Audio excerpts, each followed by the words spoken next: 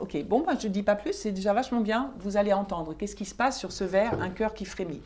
Et dernière chose sur laquelle... Ah oui, ça on l'a déjà dit. Le cœur tendre qui est le néant vaste et noir. Donc vous allez bien écouter comment il illustre ce vers-là. Et je crois que c'est tout. Donc le rythme de la valse, le violon qui introduit les mélodies, le vers violon qui frémit comme un cœur qui s'afflige, le est, et puis il y a peut-être aussi le dernier vers, enfin le soleil s'est noyé dans son son, ah là là, moi j'aurais pas pu réciter comme vous, dans son sang qui se fige. D'ailleurs, qu'est-ce que ça veut dire ça? Le soleil s'est noyé dans son sang qui se fige, concrètement?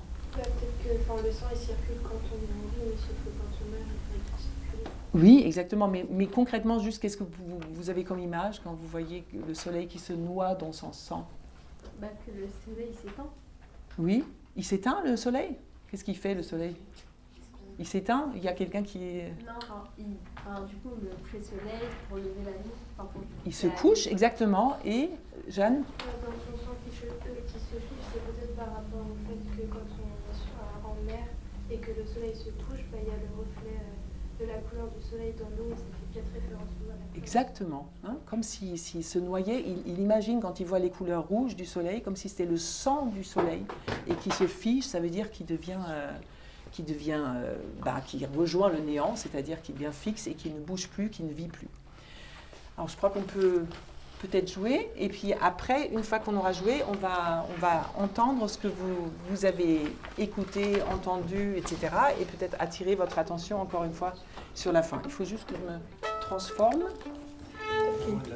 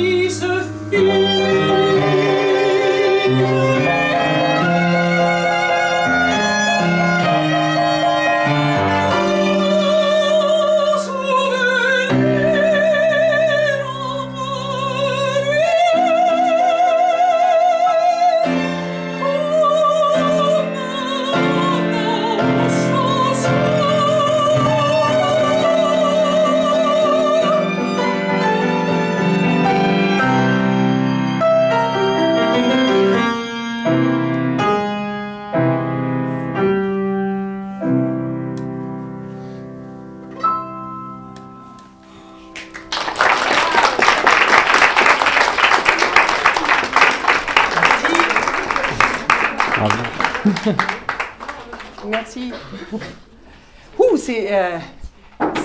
C'est très impressionnant de vous avoir si près. Je tremblais partout. Mais c'est chouette. C'est une écoute super agréable parce qu'on en a parlé et on sait que vous connaissez le poème. Et c'est super agréable. On a l'impression d'être en train de découvrir ça avec vous, avec tous vos sens. C'est très agréable. Alors dites-nous. Qu'est-ce que vous avez entendu Alors, qu'est-ce qu'on a dit le rythme de la valse, vous l'avez entendu. Ça, c'est clair. Alors, commencer par ce qu'ils ont ressenti. Oui, ressenti, voilà. Comme on dit chez nous, ça envoie. Là, il y a eu physiquement déjà la parole musicale. Oui, alors. Cet aspect-là, qu'est-ce que ça...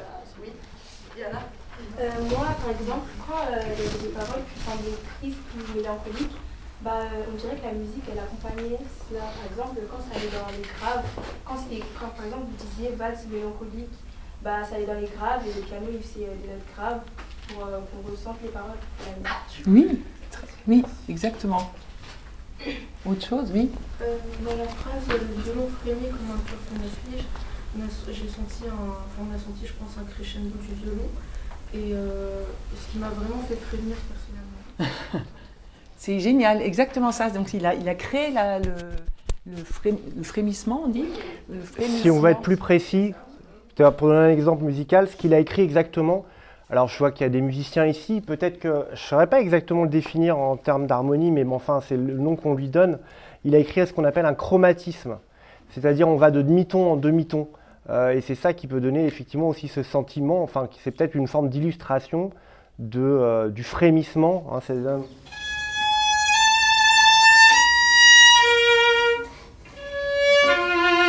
voilà, donc quelque chose d'extrêmement tendu, effectivement, du fait de l'écriture par chromatisme, très probablement.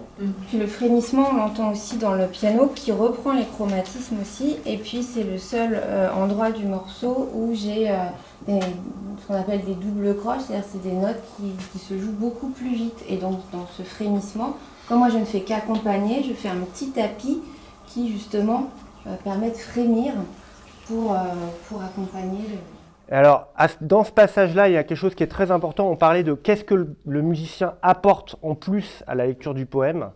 Là, il y a une rupture où on est tout de suite dans le tragique, alors qu'avant, comme vous le disiez tout à l'heure avec ma collègue Julia, on était plus dans l'élément, on va dire, du souvenir. C'est la valse, valse mélancolique, on regrette le passé, donc on est comme dans quelque chose qui est de l'ordre de la plainte. Mais après, on passe presque à l'ordre du cri, et ça, c'est pas écrit dans le poème. Quand je fais ça...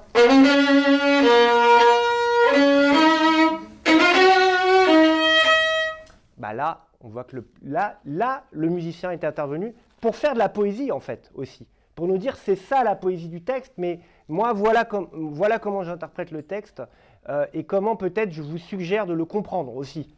Oh. Et la même chose, alors, qu'est-ce que vous avez peut-être entendu la dernière phrase, ton souvenir en moi, lui, comme un ostensoir. Un ostensoir, vous en avez parlé de ce que c'est ? On a juste parlé du Voilà, et moi, je ne savais pas ce que c'était moi, et j'ai vu l'autre jour pour la première fois un ostensoir dans une église où il y avait une expo. C'est cet objet incroyable qui, on dirait un soleil, et au milieu on met l'hostie qu'on porte vers l'autel et qu'on prend ensuite pour faire la communion. Et ce sont des objets extrêmement brillants, très, très magnifiquement décorés avec des pierres précieuses partout, etc. Et donc on a vraiment ton souvenir en moi, lui, comme un ostensoir, on a l'impression que c'est un soleil. Alors, vous avez entendu qu'il écrit largamente et forte, ça veut dire chanter ça large et fort. On peut peut-être, non, ça, on ne va pas le refaire, mais en tout cas, ce que je trouve incroyable, vous avez entendu, après, la voix s'arrête et eux, ils finissent. Et j'aimerais bien entendre encore une fois, que vous fassiez encore une fois la fin et que vous nous disiez ce que vous ressentez par rapport à ça. Pourquoi, qu'est-ce qu'il apporte là par rapport au poème? Parce que le poème est fini, le texte est fini. Ton souvenir, lui, en moi, comme un ostensoir, c'est comme c'est la première fois qu'on entend parler de ton souvenir. L'autre, l'amoureux, n'était pas encore là depuis tout le poème. Il arrive dans le dernier vers. C'est comme la résolution. C'est comme l'explication de tout ce qui s'est passé avant, de tout le chagrin. Et maintenant, ton souvenir, quand je pense à toi comme ça, c'est comme un soleil. Et après, il y a eux deux qui terminent. Et c'est un vrai rajout du compositeur. Attends, je peux leur poser une question? Oui. Avant de commencer, justement, tu as insisté, c'est très bien, merci sur ce vers-là, ton souvenir, lui en moi comme un encensoir. C'est un peu comme tout à l'heure, je vous ai posé une question sur qu'est-ce que ça veut dire un cœur tendre qui est le néant vaste et noir. Qu'est-ce que ça veut dire ton souvenir en moi, c'est le dernier vers. Donc, avant de jouer, qu'est-ce que ça veut dire si on écoute? Imaginez le compositeur. Bon, ce que je vais dire n'est pas tout à fait vrai, mais c'est pas grave. Il n'a jamais entendu la musique. Ça n'a pas été écrit. Et il voit ce dernier vers, il se dit « Ton souvenir en moi, lui, comme un ostensoir ». Il se dit « Qu'est-ce que ça veut dire ?» Alors, je vous pose la question. Qu'est-ce que ça veut dire? Ton souvenir, lui, en moi, comme un ostensoir. Ma collègue vous a expliqué ce que c'est qu'un ostensoir. Qu'est-ce que ça veut dire compte tenu de tout ce qu'on vient de dire, ce qu'on a dit avant? Qu'est-ce que ça peut vouloir dire? Il y a peut-être plusieurs significations, d'ailleurs. Mais à mon avis, il y en a une fondamentale qui est comme la chute du poème et qui fait que tout d'un coup, le poème se renverse totalement, à mon avis. Alors, allez-y, on vous écoute. C'est sûrement qui fait référence à un souvenir nostalgique qui a du mal à oublier parce que justement, c'est un souvenir qu'il aime beaucoup quand il y repense. Oui. Ça lui donne du plaisir, ça lui donne une nostalgie positive. Et quand il dit il vit comme un ostensoir, donc sûrement, ça le rayonne en lui. Alors voilà, alors allez plus loin dans l'interprétation encore. C'est très bien, ça rayonne. Alors qu'est-ce que ça veut dire? Du coup, ça le met en joie, ça l'émerveille, on va dire. C'est ça. Alors peut-être d'autres voudraient ajouter des choses. Tout d'un coup, il y a comme une forme de, justement, je disais tout à l'heure, de réconciliation avec lui-même. Au départ, on est dans une espèce de désespoir, et puis là, tout d'un coup, on a quelque chose qui rayonne, effectivement, qui est comme un émerveillement, qui fait que finalement, peut-être qu'il arrive à consoler son chagrin, hein, mais au dernier vers. Alors allez-y. Ça contraste avec un cœur tendre qui est le néant vaste noir, puisque du coup, l'ostensoir qui lui, c'est contraire au noir. Et du coup, puisque c'est le cœur qui ressent les émotions, on comprend que du coup, son cœur, il n'est pas vide et noir. Très bien. Et donc, je vais ajouter juste encore une question. Comme a dit ma collègue, il parle d'objets religieux. Un grand reposoir, un encensoir, un ostensoir. Pourquoi? Alors que, bon, à mon avis, Baudelaire, il n'était pas très religieux. Mais pourquoi est-ce qu'il utilise ce vocabulaire en disant ton souvenir, lui en moi, comme un ostensoir? C'est un rayon de soleil qui peut nous émerveiller. C'est un attribut presque divin. Alors pourquoi pourquoi ça? Rien n'est laissé au hasard, c'est ça que je veux vous dire. Hein. Et puis, comme on travaille avec notre collègue, Madame Chaventré, voilà, et on est là pour ça aussi. Parce que l'amour est tellement fort que ça en devient sacré. Et qu'est-ce qu'on devrait ajouter? Là, c'est la question du temps. Dans tout ce poème, c'est la question du temps. Ton souvenir, depuis le début, on a une valse mélancolique, on regrette le temps passé. Si c'est sacré, s'il est sacré, ça veut dire quoi? Qu'est-ce que ça peut vouloir dire? Allez-y, les garçons, c'est après, toujours les garçons après. Moi, non. Si, j'en ai marre des garçons. Allez-y. Non, je rigole, c'est une blague. Ça sort on va dire, de la vie ici-bas et que ça va plus dans le divin. Hein. C'est plus haut, sinon... Plus haut que le temps qui passe. Alors ça pourrait être quoi? Gaspard? Parce que peut-être le caractère sacré, il est retranscrit du coup par écrit, il est conservé dans les traditions, qui fait qu'il ne peut pas trop se perdre. C'est ça se perd pas, ça se perdra jamais. ton souvenir sera, autrement dit, hein, peut-être il y a un mot, ton souvenir est éternel. Hein.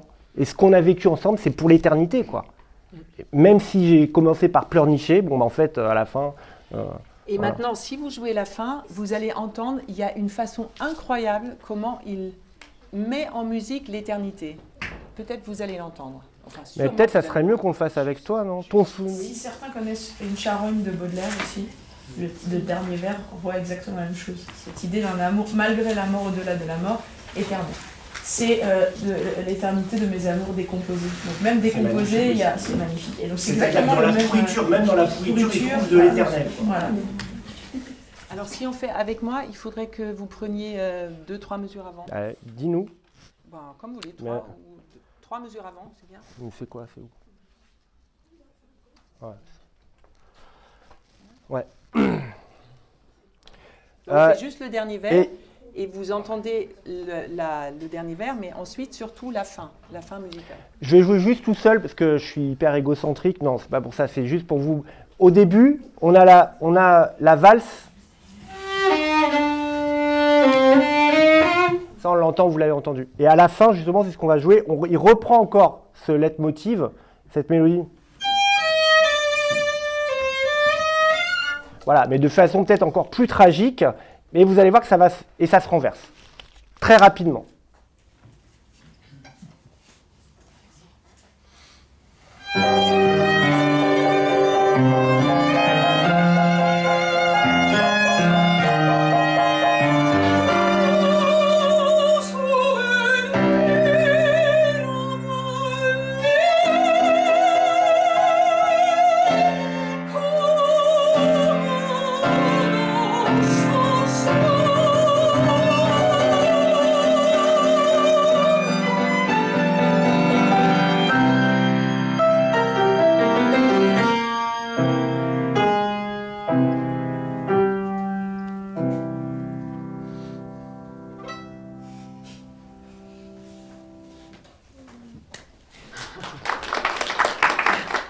Alors, voilà, c'est gentil, mais c'était pour vous montrer. Alors, qu'est-ce que vous avez entendu à la fin? Qu'est-ce qui se passe? Oui? Du coup, le violoniste, il va, avec la dernière corde, il me semble, il va faire une petite touche. Oui. Et avec le même son, pardon, du coup, il met la même corde du piano. Oui. Exactement. Et comment il fait cette petite touche, justement? Qu'est-ce qui change, là, par rapport à avant? Pareil d'une fin, en fait. Hmm? Il met la fin. Oui, mais concrètement, qu'est-ce qu'il fait? Vous avez vu?